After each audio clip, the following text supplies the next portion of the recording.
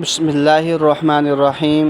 جس طرح آپ حضرات نے تھمبنیل کے اوپر لکھا ہوا پڑھا کہ اللہ جل شانہ اس بندے کو جو راہ جہاد میں ایک دن روزہ رکھتا ہے تو اس کے چہرے کو جہنم کی آگ سے 70 سال کی مسافت دور کر دیتا ہے۔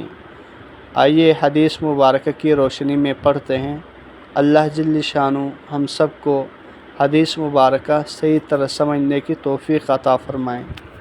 رسول اللہ صلی اللہ علیہ وسلم نے فرمایا، راہ جہاد میں کوئی بندہ ایک دن بھی روزہ رکھتا ہے تو وہ دن اس کے چہرے سے 70 سال کی مسافت تک جہنم کی آگ کو دور کر دے گا۔ نبی اکرم صلی اللہ علیہ وسلم نے فرمایا، جہاد میں جو شخص ایک دن روزہ رکھے گا تو اللہ تعالیٰ اس کے اور آگ کے درمیان اسی طرح کی ایک خندق بنا دے گا جیسی زمین و آسمان کے درمیان ہے۔ انہوں نے رسول اللہ صلی اللہ علیہ وسلم سے سوال کیا، کون سا صدقہ افضل ہے؟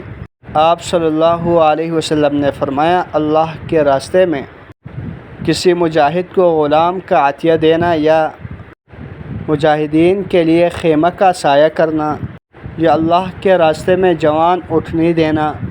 رسول اللہ صلی اللہ علیہ وسلم نے فرمایا، جس نے اللہ کی راہ میں جہاد کرنے والے کا سامان سفر تیار کیا، حقیقت میں اس نے جہاد کیا، اور جس نے غازی کے اہل و عیال میں اس کی جانشینی کی، اس کے اہل و عیال کی خبر گیری کی، حقیقت میں اس نے جہاد کیا۔